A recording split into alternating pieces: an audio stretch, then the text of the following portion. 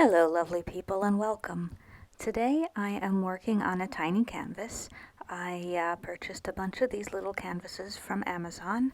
They are 4 inches square, and they come with these lovely little, maybe 6-inch tall mini easels that the finished painting can sit on, and it makes a really nice little ornament on a shelf or something like that, to just have a few of these sprinkled around.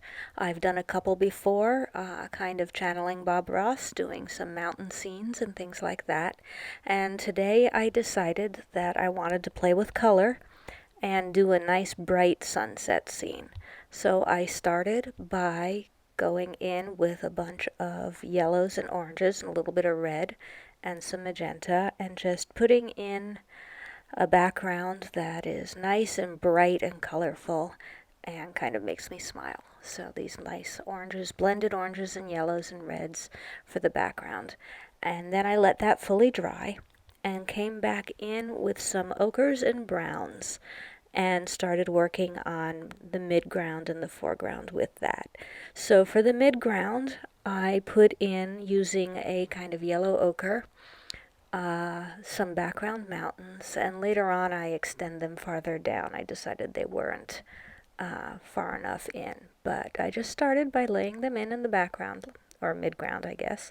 And then with the brown and some of the same yellow color, I came in and started doing the front, the foreground, and worked in some of the landmass on the side, and then working in the front, just trying to bring in some grasses and foliage in the front. After that, I put in a bridge, a nice little quaint arched bridge. I decided to make the sunset reflection down, like there's a big waterway that takes up the middle of the painting there. So I put a little bridge to go in over it, in this dark brown again, and worked on making that look. I didn't quite want it to be a silhouette. It's mostly a silhouette, but I did vary the shades of the brown a little bit so that the bridge kind of had an underside of shadow. Here I am taking a fine point brush and trying to work in handrails across the bridge, and this is just a first layer, so I largely know where they are. In the end, I decided that I wanted the bridge to have a little more color to it, so I overlaid some magenta over this, not a bright purple, but just a touch of color over it, which I thought helped out a bunch. And then I decided to put in some more texturing in the foreground, and to put in a little bit more in the way of interest, I added some trees to each side. And you'll start again, I did all of these in multiple layers, so I started here with a dark layer and just kind of getting the idea of the branches.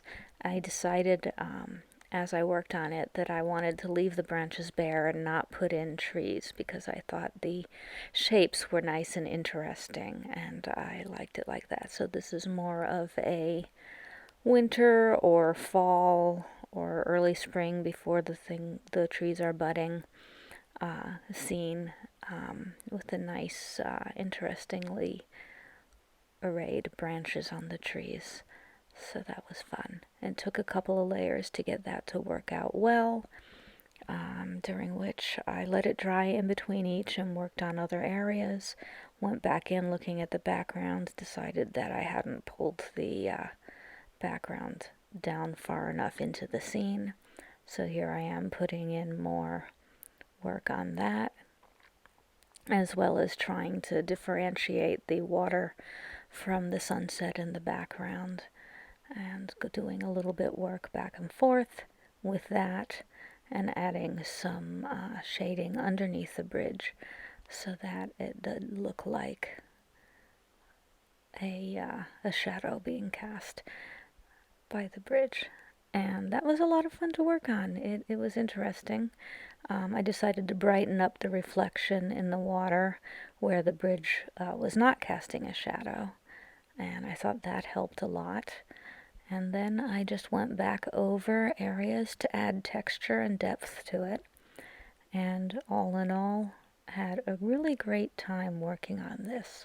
These little tiny canvases are a lot of fun because they're just so cute in the end, and they make a nice little thing that you can put out. I'm starting to have issues with having a house full of very large canvases, so these make a nice counterpoint to that I can just put on shelves or other little tables, little side tables, and add a pop of brightness.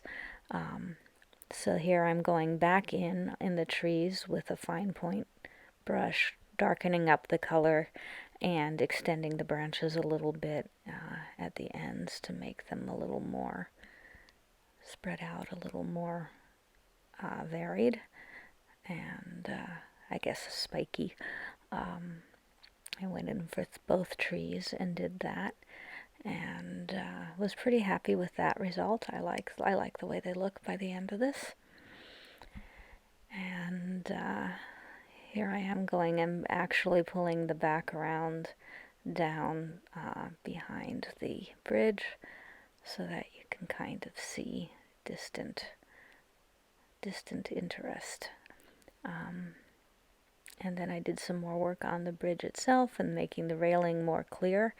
I had, it's interesting working with thick paints and trying to get them to give a nice fine line. I think I may need to work a little more with adding mediums into my paints to make that work out. And then here I've decided to go back in with that magenta and make the bridge be painted in magentas. I think it merges it into the painting a little better than just having the deep brown. And that's pretty much the whole thing. I'm very happy with this. It looks very cute. It's currently sitting on its little mini easel on a shelf in the bathroom, and it makes me smile every time I see it. So, as always, thank you so much for visiting, and please like and subscribe if you enjoyed this. I hope to do more little mini canvases. I'm really, really enjoying them. And take care of yourselves, take care of each other, and be well. Thank you so much.